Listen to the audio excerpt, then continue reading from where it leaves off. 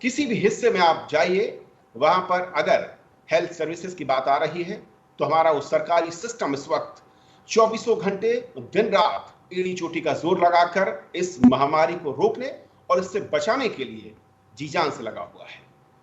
और इसीलिए देश की जनता का भरोसा हेल्थ सर्विसेज पर पहले से कई सौ गुना बढ़ चुका है और इसी भरोसे के चलते उम्मीदें भी बढ़ रही हैं।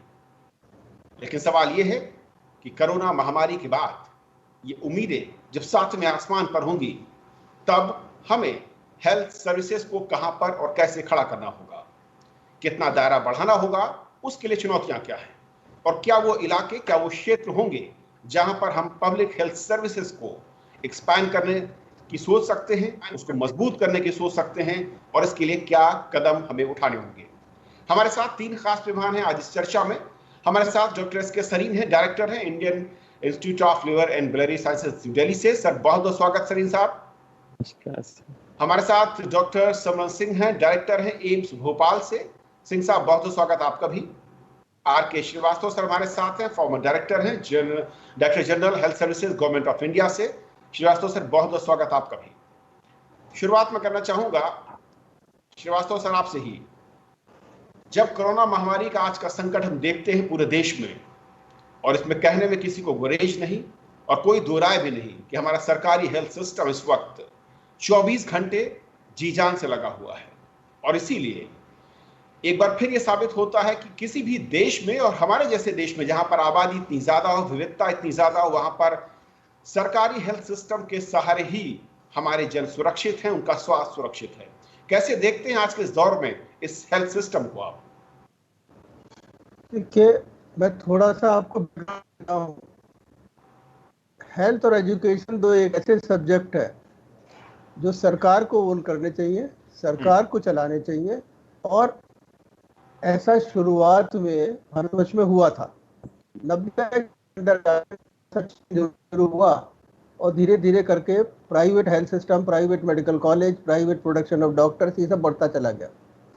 नतीजतन अब जब हम कोविड फेस कर रहे हैं, हार्डली 3 महीने की बात है, तो हमें एक चीज दोबारा बहुत ही शिद्दत के साथ नजर आई है। वो ये आई कि अगर ऐसी किसी महामारी के अंदर कोई चीज आपका शीट एंकर बन सकती है, बिल्कुल सामने आकर के इससे लड़ सकती है, तो वो है आपका गवर्नमेंट का हेल्थ सिस्टम। और गवर्नमेंट का हेल्थ सिस्टम अब इस समय अगर आप ये कहें कि आप उसके कुछ एविडेंस दीजिए, तो मेरे ख्याल से ये सारी महामारी अपने आप में एक स्टोरी बयान करती है कि किस प्रकार से public health system central level पे, स्टेट लेवल पे अपनी जितनी भी बची खुची रिसोर्सेज थी, उन सब की सहायता से इस बीमारी के खिलाफ बड़ी एफिशिएंटली लड़ा है।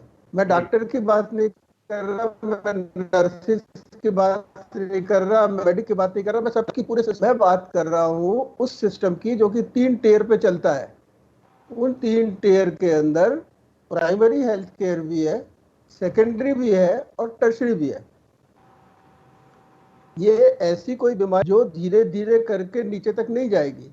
आज की तारीख में हमारी ये सारी चीजें बड़े शहरों में है, बड़े शहरों से सेकंड टियर वाले सिटीज के अंदर जा रही है, और वहां जाकर के इसको जरूरत पड़ रही है वो टर्शरी एंड सेकेंडरी सिस्टम। आपने देखा होगा कि अपनी सारी कोशिश के बावजूद भी बहुत सारी जगह पब्लिक हेल्थ सिस्टम जो है ओवरवेल्म होने लगता है, और हो रहा है। इसीलिए सरकारों को इसके लिए सोचना पड़ता है। अब सोच का क्या नतीजा है कि आप एक महामारी आने के टाइम पे सोचना शुरू करो, या उससे पहले जो महामारी फेस करी उसके इंटरिम पीरियड में सोच करके आप प्लान करना शुरू करो। तो आज ये मौका बात कर रहे हैं कि तो हमें आज ये सोचना होगा कि पोस्ट कोविड के अंदर ज्यादा इन्वेस्टमेंट चाहिए गवर्नमेंट हेल्थ सिस्टम में, ज्यादा प्रायोरिटी चाहिए पब्लिक हेल्थ सिस्टम डेवलप करने में, क्योंकि हमने मॉडल देखा जहाँ पे कि एक अच्छा रोबस्ट पब्लिक हेल्थ सिस्टम है, उसने रेस्पॉन्ड किया। फिर एक अच्छा कैडर चाहिए हमें पब्लिक हेल्थ का, जो टीम होती है डॉक्टर्स की, पैरामेडिक्स की, लैब टेक्नीशियंस की, फील्ड वर्कर की, टीम भी हो, बिल्टअप हो। और वो रेडी रहे, उसके साथ इंफ्रास्ट्रक्चर रेडी रहे, हॉस्पिटल्स रेडी रहे, इक्विपमेंट रेडी रहे। मैं आपके एक एक करके स्कूल श्रीवास्तव टाइम सर इन पर आना चाहूंगा, बहुत वैलिड पॉइंट आपने उठाया है डॉक्टर शरीन, क्योंकि आपका एक लंबा अनुभव रहा है।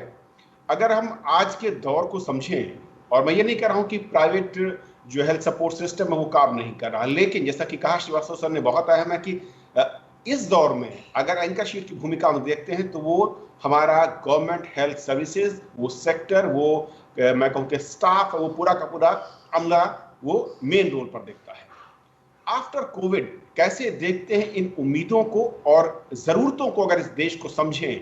पहला, बड़े अस्पतालों की संख्या, छोटे शहरों पर रीच किस तरीके की है, कहां तक एक्सपेंड करना चाहेंगे या कहां तक दायरा होना चाहिए?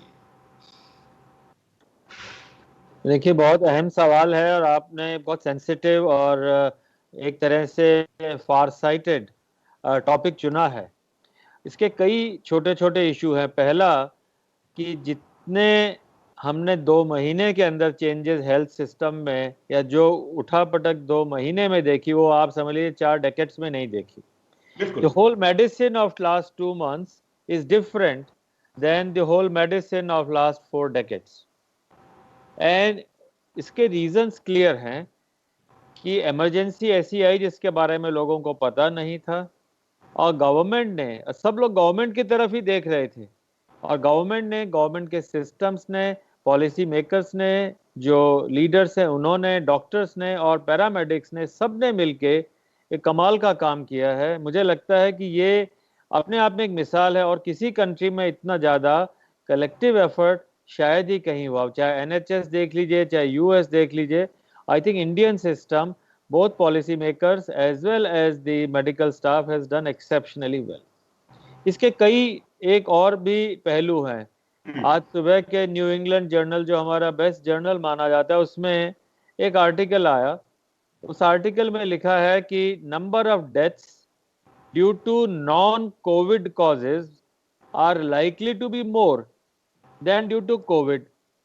अब कई लोग कैंसर से मर रहे हैं, कई लोग लिवर फेलियर से, कैंसर से, लिवर के ब्लीडिंग से, या किसी तरह के लंग के और इन्फेक्शन से, या किसी तरह की हार्ट की डिजीज से हैं। उन सब के ऊपर से ध्यान हट गया। वो सारी चीजें अब सेकेंडरी हो गई, उसमें रिसर्च ही खत्म हो गई, उसके लिए पैसे भी नहीं होंगे आपके पास, because everything is diverted to COVID. तो हमें ये देखना है कि कोविड से मरने वालों की संख्या कहीं टीबी वालों से ज़्यादा है, मलेरिया वालों से ज़्यादा है, या और किसी बीमारी से जो कि क्रॉनिक डिजीज़ हैं, डायबिटीज़ हैं, उन सब से ज़्यादा तो नहीं है। तो हमारा हेल्थ सिस्टम जल्दी से रिबाउंड करे, और कोविड ये नहीं कि आज है तो कल चला जाएगा, ये रहेगा। एक तरह से घर घर के अंदर इम्यूनिटी जब तक नहीं आएगी, ये वायरस की प्रॉब्लम्स बनी रहेंगी। तो हमें अपने हेल्थ सिस्टम को जो पुराने ठर्रे पे था उसको वापस तो लाना ही है, पर ये भी देखना है कि जो लोग ये सारी बीमारियों से ग्रसित हैं और जो जा रहे थे गवर्नमेंट हॉस्पिटल्स में, जिनकी सर्जरी हो रही थी, जिनके हम लोग कहते हैं कि इलेक्टिव नहीं है पर वो एक तरह से इलेक्टिव है, जिसका हार्ट का वॉल बदलना है, या जिसकी एंजियोग्राफी होनी है, या बाईपास होना है, या कैंसर की सर्जरी होनी है, वो हो सकता है इमरजेंसी नहीं हो, पर उसको इग्नोर नहीं करेंगे। तो पहले उन सबको लाइन पे लाना है, उन सब के लिए रिसर्च प्रायोरिटीज, रिसर्च ट्रायल्स को वापस लाना है। और दूसरा एक पहलू जो है कि गवर्नमेंट के सिस्टम धीरे धीरे कम होते गए थे, डॉक्टर्स छोड़ छोड़ के प्राइवेट में जा रहे थे, उसको इस नज़रिए से देखना है कि गवर्नमेंट वाले अभी भी डेडिकेटेड हैं। 30-30 साल, 40 साल डॉक्टर्स काम करते हैं, अटैच्ड रहते हैं एक फिलॉसफी के लिए। मैं ये नहीं कहूँगा कि प्राइवेट वाले डिफरेंट हैं, पर उनकी फिलॉसफी जैसे वो घर बैठ गए इसलिए because there is no money, so one has to differentiate money versus the philosophy, the basic tenets of medicine.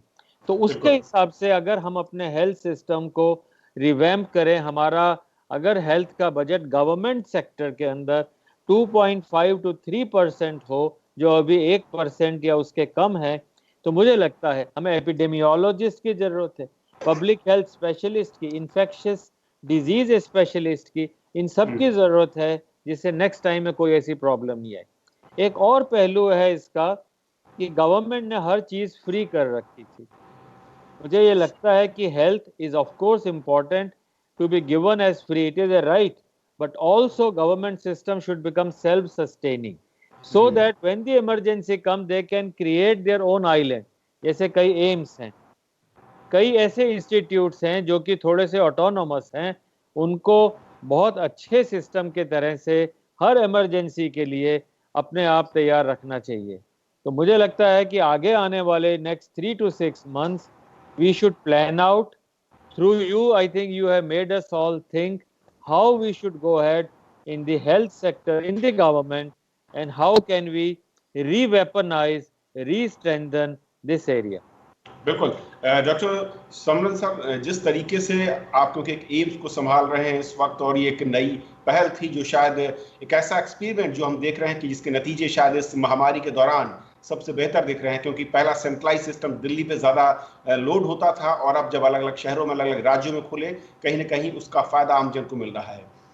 इस दायरे को जब हम चाहें कि राज्यों में डिस्ट्रिक्ट लेवल पर या कम से कम हर राज्य के 5 या 10 बड़े शहरों पर पहुंचने की कोशिश हो, किस तरीके से हमारे पास इस वक्त जो सिस्टम है उसको हम चेंज कर सकते हैं, उस तरह के हॉस्पिटल्स में, उस तरह के मल्टी स्पेशलिटी सेंटर्स में, और उसके लिए चुनौतियां क्या होंगी?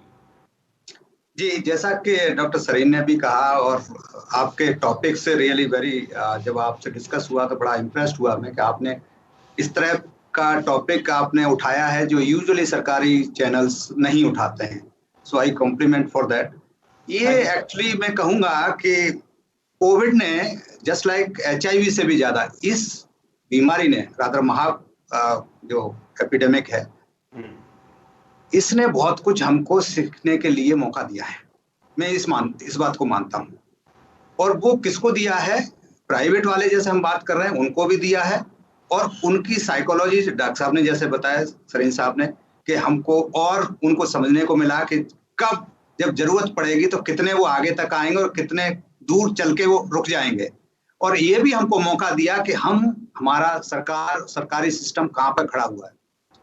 माइक्रोबायोलॉजिस्ट HIV एपिडेमिक आया उससे पहले उनकी कोई कद्र नहीं थी।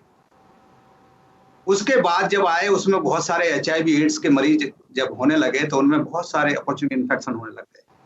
तब लोगों को लगा कि मैनेजमेंट में बिना डायग्नोसिस के तो आपका कौन सा इन्फेक्शन हो गया, फंगस हो गया, बैक्टीरिया हो गया, वायरस हो गया, दूसरा पता नहीं चलेगा। तब हमारी डायग्नोस्टिक्स डेवलप हुई।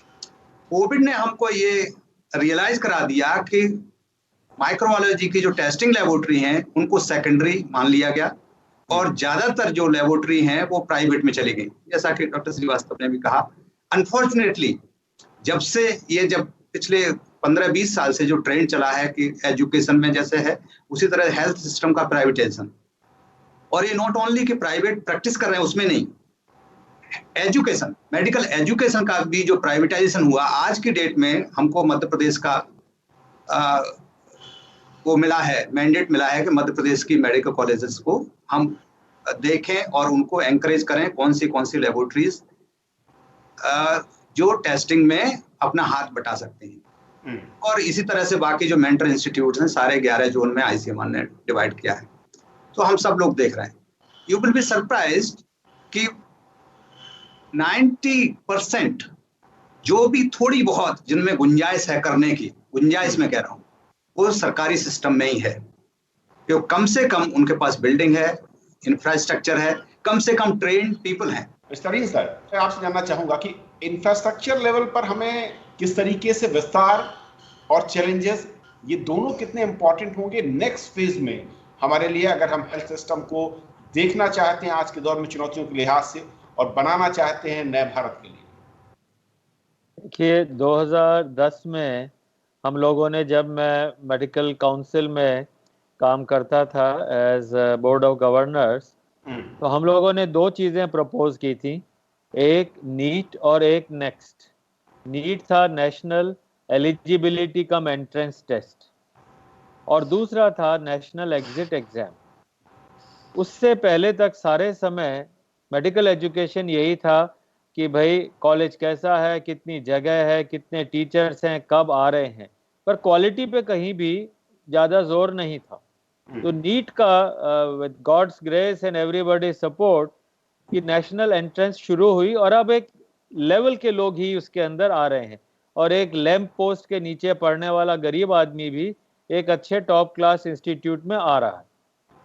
अब हमें सिर्फ अगर मेजर चेंज चाहिए और सबके लिए ये बहुत वरदान होगा कि हम एक मिनिमम एग्जिट लेवल बनाएं कि हाँ भाई ये भारत से पास हुआ है और इसका minimum level, so that will be an Indian medical graduate IMG, और वो सबके लिए, चाहे वो एम्स से पास हुआ है चाहे कहीं से, पर अगर कंट्री के लिए लेवल मिनिमम मेडिकल एजुकेशन का बनाना है और वो बहुत जरूरी है, और उसका एक डायनामिक प्रोसेस है कि अगर एक IMG है भारत के लिए नेक्स्ट 4 साल में हमें किस तरह की एजुकेशन चाहिए, एक्सपर्ट्स बैठे थोड़ा सा क्यूरिकुलम को रिवाइज करें, अपग्रेड करें और उसको एक फ्लेक्सिबल बनाएं for the needs of the country. हमें वही पुराना एजुकेशनल सिस्टम नहीं रखना है। दूसरा पार्ट एजुकेशन में, मेडिकल एजुकेशन में और पूरे हेल्थ एजुकेशन में यह है कि सेम लेवल हमें पैरामेडिक्स, नर्सेस के लिए चाहिए। जितनी क्वालिफाइड नर्सेस हमें चाहिए, नर्सेस हैं, पर उस लेवल की इंटेंसिव केयर की, और हर एरिया की नर्सेज अलग अलग हैं। अगर हार्ट के लिए इंटेंसिव केयर है उसकी अलग है, लिवर के लिए है तो उसकी अलग। सिमिलरली पैरामेडिक्स जो हैं डायलिसिस के लिए अलग हैं और न्यूरोसर्जरी के लिए अलग है। तो एक एजुकेशनल लेवल हमें उस लेवल का बनाना है जो कि स्किलफुल, टेक्निकल हेल्प हो and competent and knowledgeable doctors हो, और उसके लिए मेरे ख्याल से इससे अच्छी कोई और अपॉर्चुनिटी नहीं है। We should relook at it, make it mandatory. और भगवान ने ये जो एक सिस्टम नया बनाया है, नेशनल मेडिकल कमीशन या जो अभी की कंटिन्यूड मेडिकल काउंसिल है, they should all think over and also we should realize कि सिर्फ हमें नंबर से फर्क नहीं पड़ेगा, all of them should be doing multitasking. Multitasking का मतलब फिजिशियन आज कार्डियोलॉजिस्ट का भी काम कर सकता है, लंग स्पेशलिस्ट का भी कर सकता है। हमें मल्टीटास्किंग की ट्रेनिंग बहुत जरूरी है। अभी सिर्फ एक ही तरह की ट्रेनिंग वो लोग कर रहे हैं, और ये हर कंट्री के अंदर मेडिकल एजुकेशन का ट्रेनिंग का भाग है कि you can serve into several positions. Second part जो आपने मुझसे पूछा इंफ्रास्ट्रक्चर का, I think government medical colleges बहुत बुरी हालत में हैं। उनके पास स्पेशली पेरिफेरी में डिस्ट्रिक्ट लेवल के जो हॉस्पिटल्स हैं, आई थिंक उन सब को एक जो कहते हैं NABH, नेशनल एक्रेडिटेशन बोर्ड, कि भाई मिनिमम लेवल है एक हॉस्पिटल का, जो उनका लेवल है कि भाई एक फर्स्ट क्लास एक्सरे मशीन होगी, एक CT होगा या MRI होगा, तो all hospitals must be NABH level accredited, then only they should be part of a medical institute. That is a second part. Third is about the, what we have learned in COVID is how you can do education. आप online कितना पढ़ा सकते हैं ये पहली बार पता लगा। हर college, हर university अब इस माध्यम को मान गई है। एजुकेशन के अंदर एग्जाम भी आप ले सकते हैं। I think this in medicine is extremely important. यहाँ पे लिवर ट्रांसप्लांट हो रहा है, मैं पूरा आपको सिखा रहा हूँ, आपको मैं गाइड कर रहा हूँ, आप एंडोस्कोपी कर रहे हैं, मैं बता रहा हूँ, और ये सब live streaming should become a central deposit, central repository by which we can train our people and bring them to a level, and it is always available in case of emergencies. Log on, you can do it yourself. Right, sir. ये opportunities हमें जो मिली हैं, we should focus, write down the paramedics, write down the nursing, write down the medical doctors curriculum in an online manner, 60%, 70% online, 30% we will give you classroom teaching. I think we have an opportunity to re-innovate. So medical education जो है, it can be very cheap and the expenses will go down. I'll pass on over to Dr. Srivastava now. जी श्रीवास्तव साहब, मैं ये कह रहा था आपसे कि टेलीमेडिसिन मेडिकल काउंसिल ने अप्रूव कर दी। टेलीमेडिसिन क्या है? अगर आप याद करें राजस्थान वाला वो केस, जिसके अंदर एक डॉक्टर साहब के 7,000 कंटैक्ट थे, जिसको फॉलो किया गया दिलवाड़ा मॉडल के अंदर, उसके अंदर अगर टेलीमेडिसिन एक सिस्टम है, इसके अंदर कंसल्ट किया जा सकता है ऑलमोस्ट उतनी ही इफेक्टिवली जितना फिजिकल वे में कर सकते हैं। तो ये एक ऐसी विधा है जिसके अंदर सोशल डिस्टेंसिंग भी ऑब्जर्व होता है। इस बीमारी, इस तरीके की पब्लिक हेल्थ की जो एपिडेमिक है, इनका वर्कलोड भी रिड्यूस होता है।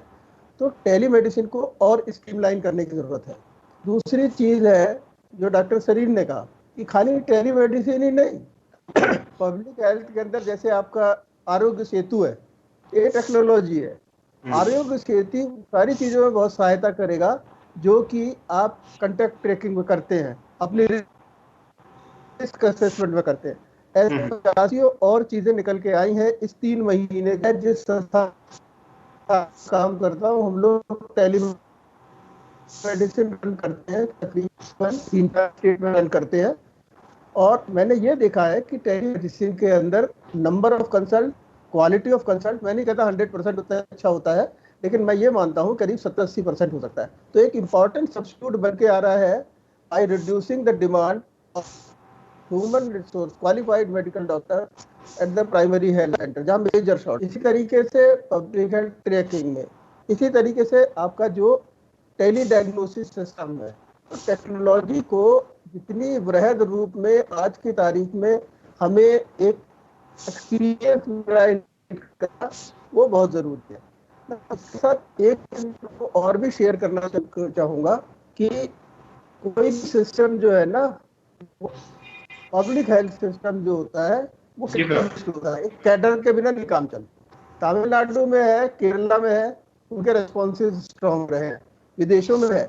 पब्लिक हेल्थ कैडर बनाने की जरूरत है, बहुत स्ट्रॉन्ग जरूरत है कि अगर पब्लिक हेल्थ कैडर होगा तो वो पब्लिक हेल्थ कैडर इंटेलिजेंट लोग हैं, क्वालिफाइड लोग हैं, जो कि इस तरीके की चीजों को समझते हैं, एक प्रिपेयर्डनेस का प्लान रख के चलते हैं कि अगर अगला पब्लिक हेल्थ एपिडेमिक आता है तो उसमें हम क्या करेंगे। H1N1 का 2009 में आया था, नई सरकार के अंदर था, कोई सिस्टम नहीं था, गिनती के 20 आदमी हुआ करते थे जो करते थे। आज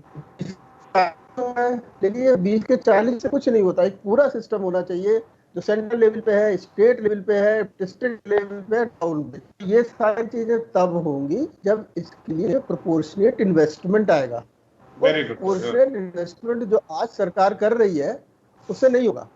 आप माने या ना माने, लेकिन इस कोविड के बाद एक ग्लोबल जो प्रायोरिटीज है वो बदलेगी, और इसके बाद अगर इसको हम अपॉर्चुनिटी को ये लर्निंग को बेटर यूज कर पाए तो शायद हम एक बहुत ही robust public health system develop कर पाएंगे हिंदुस्तान में, जो अगर बाई चांस ऐसी कोई एक्सीजेंसी आती है तो उसको फेस करने में सक्षम रहेगा।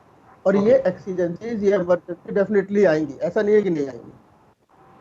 सिंह सर, अब एक बड़ी चुनौती है, क्योंकि ये देश में जब मॉडल को देखते हैं और हेल्थ स्टेट सब्जेक्ट में चला जाता है तो अलग तरह की चुनौतियां, अलग तरह के मॉडल हम राज्यों में देख रहे हैं। और इस महामारी में भी हमने देखा है कि इसका रिस्पांस अलग अलग रहा है अलग अलग राज्यों में। किस तरीके से राज्यों के स्तर पर आपको लगता है कि हेल्थ को लेकर सोच और निवेश या उसका नजरिया जो है वो बदलने की जरूरत है, अगर हमें नए लेवल पर आफ्टर कोरोना हम जाना चाहते हैं और जनता की उम्मीदों को पूरा करना चाहते हैं? देखिए, जैसा कि हमने पहले कहा और 2 वक्ता और भी कह रहे हैं, मैं दोबारा रिपीट करूंगा कि इससे इस बीमारी से हमको अपॉर्चुनिटी भी मिली है, हमें अपनी शक्ति को समझने के लिए। चाहे वो हमारी वाईफाई हो, बीच में हमने बहुत अच्छा किया, मैं कहूँगा इंडिया ने बहुत अच्छा किया, ज़्यादा डिस्टर्बेंसेस नहीं हुए, बट फिर भी डेफिनेटली इससे एक चीज़, टेलीमेडिसिन की हम बात कर रहे थे, अभी भी हम कनेक्शन देख रहे थे, तो कनेक्टिविटी हमको वाईफाई करनी पड़ेगी। जो दूसरा जो चैलेंज मैं देख रहा हूँ, जो कि हम एज ए एडमिनिस्ट्रेशन के पॉइंट ऑफ व्यू से मैं कहना चाहूँगा, जो सबने रियलाइज किया, हर स्टेट ने रियलाइज किया कि चाहे वेंटिलेटर हो, चाहे 3M के मास्क जो एक ही बनते थे, फिर उसके बाद जो नकली मास्क बनने लगे, नकली सैनिटाइजर बनने लगे, हमारी कैपेबिलिटी कहाँ थी? हम दुर्भाग्य से बहुत हद तक एक्सपोज भी हुए, हमारी कमियां, हमारी स्ट्रेंथ भी सामने आई, बट हमारी कमियां भी बहुत एक्सपोज हुई। बिल्कुल, शायद शुरू के जो हमारे हेल्थ केयर वर्कर जो इन्फेक्ट हुए, चाहे वो राजस्थान हो, चाहे वो दूसरी जगह हो, इंदौर हो, 2 डॉक्टर हमारे मध्य प्रदेश में डेथ हुई उनकी, और बहुत जगह दूसरी जगह भी मरे। सो हमारी वीकनेसेस भी पता चली, और उसी से मेरे ख्याल से मुझे लगता है कि this is again and again I am saying, reemphasising कि this is the lesson we must learn for future.